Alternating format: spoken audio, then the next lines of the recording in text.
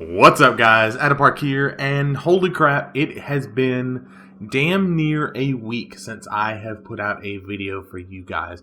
Hopefully some of you are asking yourself, or maybe asking your computer, dude, where the hell have you been? Where are you? What's going on? Etc, etc. To that, I would answer you this.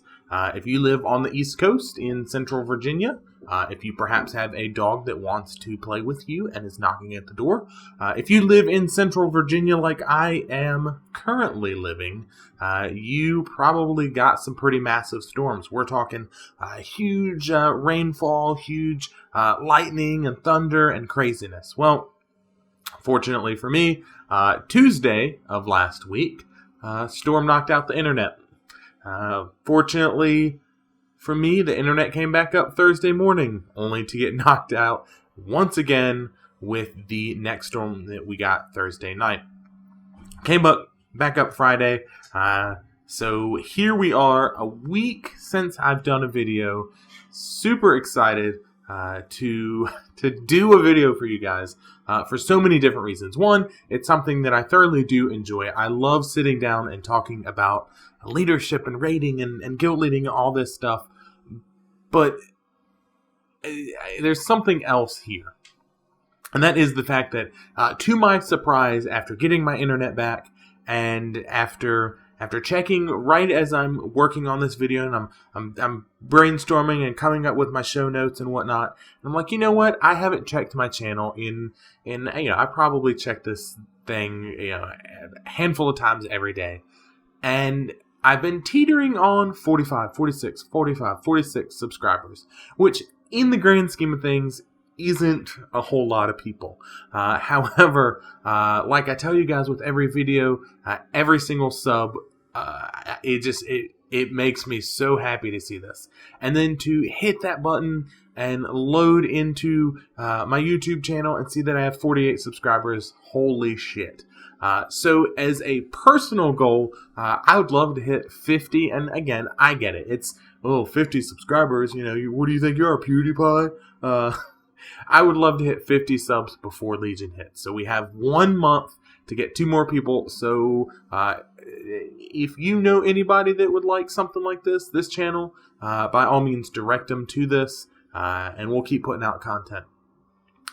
And I will ask you guys, before we get into the content of this video, please understand that, as you see in the background, I'm trying to play a balanced druid horribly, and groups are insane right now. Groups are going, massive polls that I have not seen before. We're talking pulling up to the first boss and then some. Pulling ads and the boss at the same. It's just insanity. So please forgive the god-awful DPS, the god-awful gameplay, and instead listen to my beautiful, luxurious voice. And with that, let's talk about your composition as a guild and raid leader when it comes to Legion. So we all know that there are certain checkboxes that you're going to have to check off when it comes to raiding. The big one for Warlords or Draenor were things like you need or you would really prefer a Boomkin Druid for their Starfall AoE. It was this passive benefit where, when you were doing your DPS, and especially with that class trinket from Archimonde, you were doing crazy DPS.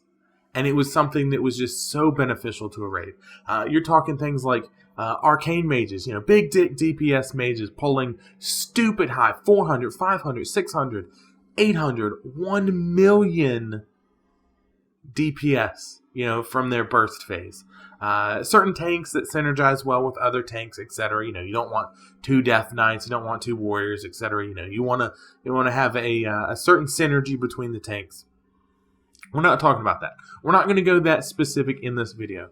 Instead, I'm going to share with you guys some of the rules that I follow when it comes to creating a composition, especially during expansion time, when you have raiders that are wanting to switch mains, that are wanting to try out new roles, new specs, a lot of different changes where people might go, hey, I really don't like this class anymore because they gutted what I really liked about it. Whatever that might be. So the first thing I have here that I try to follow is whatever, and I've talked about this before, whatever you are playing right now, whatever role you as a raider are filling, the rule in my guild is that once the expansion comes out, you have the ability to continue to fulfill that role. Now, when you're talking about melee or ranged DPS, generally there really isn't an issue. Unless you are hardcore looking for a set number. If you're hardcore pushing mythic content, you should be good to go otherwise. But what I'm talking about is your more specialty roles, that being your healers and your tanks. You can only have 2 tanks, right? Like, you're not going to have 5 tanks. You can only have a certain amount of healers. Yeah, you could run an extra 2 or 3 healers, but you're really gimping your DPS and you're really setting yourself up for a lot longer fights. And it's just not worth it. Your healers are going to be bored and it's just not going to be worth it. So if you're playing a tank and you want to keep on tanking, done. That you will continue tanking. If you want to switch classes in that role, that's okay too. If you have played, whatever the case might be, you played a warrior, a death knight, you were tanking, and you really like what the demon hunter brings to the table, especially if you are somebody like a warrior. Which, no offense, I played a warrior for half of the expansion. The animations now are great. They were super stale back then, and just the mobility and the movement and just the awesomeness of the demon hunter far outweighs, at least in my opinion, the warrior. And I can understand wanting to switch to something like that. Here's the deal, though. If you change roles into something that is not a tank, and somebody else picks up that tank role, meaning you say, hey, look, I've tanked for a couple expansions. I really like the way mages play. I've been playing my alt mage. I want to make that my main. And somebody says, you know what? I would like to tank. You can't then, once the expansion comes out, change your mind. That's not the way that I'm going to run things in the guild. Unless you give up that spot, it's going to stay yours. But once you give it up, you're going to have to get back in line and wait for your turn. Once raiding starts, if you don't like your class, and it's going to happen. People, especially right now, people are trying to get used to what they want to play. We got about 30 days left. And once raiding kicks up, and once you get your artifact weapon, and you see what everybody else is doing, you may not like what you're playing. If you want to change it in my guild, that's okay. There are no worries. It's all good. However, if this means that we're going to have to recruit to fill that spot, i.e. a tank, a healer, or if we're low on ranged or melee DPS, you might have to wait. I can understand you going, hey, look, I'm really not liking the demon hunter. It's just not for me. I want to go back to playing my mage. Well, we need a tank, so until we find somebody to fill that tanking role, dude, you're going to have to figure it out. You're going to have to suck it up for a few raids. You might have to suck it up for a while until we fill that role. If we have too many of something, you may be sat. If you say, look, I don't like, I don't like the demon hunter. It was, not what I thought it was going to be. I want to go back to my mage. And we have 3 or 4 mages. Great. We will rotate you in, but we now need a tank. We filled the tank role, and we have 3 or 4 mages, and you are one of them. We don't need 3 or 4 mages. Now, normally this isn't an issue unless, again, you are pushing into mythic, you're hardcore, like you have to have a specific composition. And we'll get to that here in a second. But you may be sat if there are multiple things and we're not benefiting as a group, if we're not benefiting the raid as a whole from you switching, you could be sat so that I can bring in somebody else from another class that may bring another set of skills or another perk to that raid group. And then last but not least, when it comes to switching, is that multiple attempts might simply be met with a no. We had in the beginning of Warlords of Draenor, we had a player who switched mains 3 or 4 times. And it was done with the best of intentions. It truly was. But after a while, you're gimping your raid as a whole. Where, okay, now we have to gear this guy's, mage up. Well, he doesn't like playing the mage. Well, let's gear up his healer. Okay, now we just lost the healer. We have to recruit a healer, and we have to gear up his, Fury Warrior. And, it continues and continues and continues 3 or 4 times to the point where you're like, look, it's not worth it. You figure it out, and once you're ready, you can catch up. The next thing is that leadership in my guild, and these things I would suggest that you as a guild or raid leader definitely take on, or at least consider. But leadership will never, ever, ever tell a raider what they will play. Never. You as the player pay $15, and you as the leader need to realize that your players are paying that $14.95, $15, 30, 40, 50, 60. God, if you're on European servers, 70, 80K gold a month to play this game. And it may have dropped a little bit as far as the gold because of garrisons and whatnot. But you're spending your money or your in-game currency that you've obtained with your personal time. I have no right, even as the guild leader, to tell you what you will play. I will let you know what the group as a whole needs. Look, we need an AoE healer. We need a druid. We need a shaman. I will give you options, if you give me options between multiple specs, I will suggest one. If you go, look, I want to play the druid, but I can't decide between resto and feral. Well, we really need a feral druid. We really don't have enough melee DPS. Why don't you try it out? But I won't ever tell you, and my officers will never tell you, this is what you will play. Leadership, myself and my officers, will never move a player out of a role so that they can then take that role.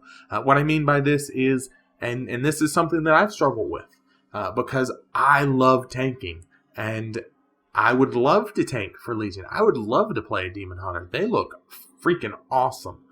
But I will never tell one of my tanks, you guys cannot tank, so that I can tank. Not cool. Not cool at all.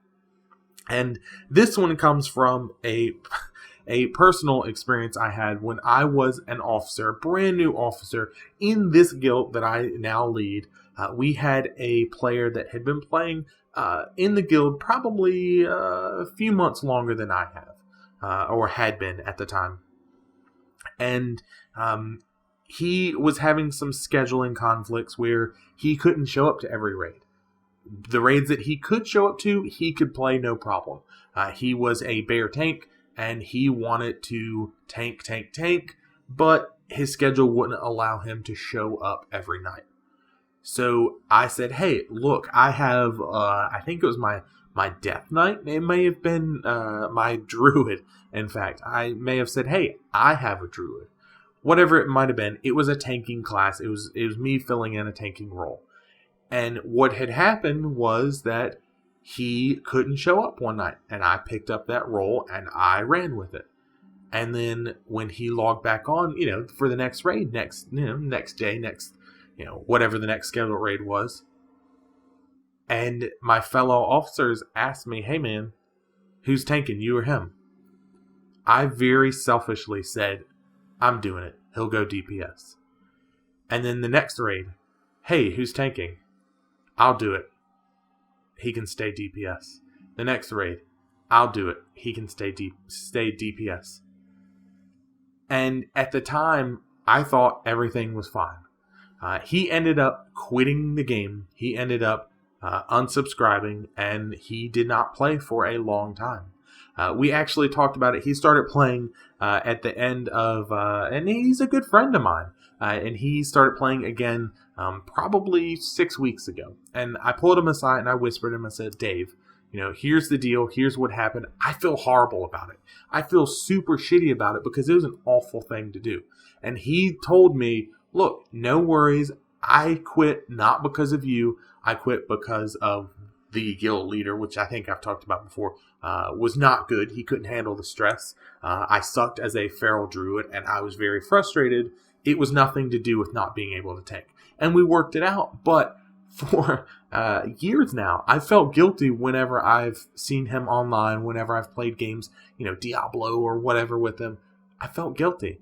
And you should never, as a leader, put yourself into that position where you're going to take away from some player so that you can then you can fill that role.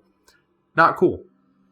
And rarely you may be asked as a player to play something else. This could be because simply your numbers are too low, you're not pulling your weight, or we have too many of something. Again, if we have 3 or 4 mages, I may ask one of them, hey, look, is there any other class that you'd be willing to play? Would you be willing to play an elemental shaman or a boomkin druid or a shadow priest or something else? I'm not going to tell you you have to switch. However, my goal is to make sure that the raid composition as a whole is getting the most benefit. This means that if we have to sit you because you refuse to change into a different spec or a different role, we may do so for the betterment of the guild. Again, I'm not going to tell you you can't play your mage. I will rotate you in and out with the other mages, if we have too many of them. But I will also be very open and honest and say, look, we have 5 mages. We can only bring 3 of them in tonight, which is still too many. Here's the deal. You can change or we can rotate you. And if you are unwilling to change and play a different class, we will recruit to fill those roles. We will recruit a balanced druid, a shadow priest, and you will not be able to fill that spot. Now, obviously, these goals are based off of, or these rules are based off of the goals of the guild. If you are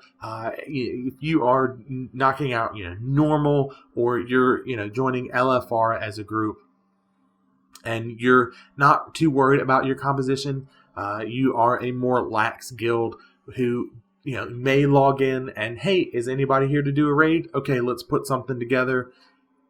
It's okay to bring an extra healer. It's okay to have too many ranged DPS, which I don't really think is a thing, or too many melee DPS. That's okay. There's nothing wrong with that. However, if your goal as a guild is to, I want to be the top 10%, the top 1%, I want to be a server or a world first guild, your rules are going to be a little bit more strict when it comes to what you can and cannot put in your composition. The point of this is to make sure that the group as a whole is successful. This means that if we need to sit people or ask people to change, we will do that. But I'm not going to force you to change. You will just not play with us. It's unfortunate, but it is a reality. This is to make sure that everything is as fair as possible, that if you are in a role that you really thrive in, that you really enjoy, that you've worked to get there, that it's not taken away simply because a new expansion comes out. Hopefully you guys like everything that I'm saying here with this 18-minute long video. If you do, hit that like button, hit that subscribe button. Both of these things encourage me to continue to make more content just like this. If you want to follow me on Twitter information is in the description, not the subscription box. It's somewhere in this browser page. There's a button somewhere. You guys can figure it out. And until next time, guys, see ya.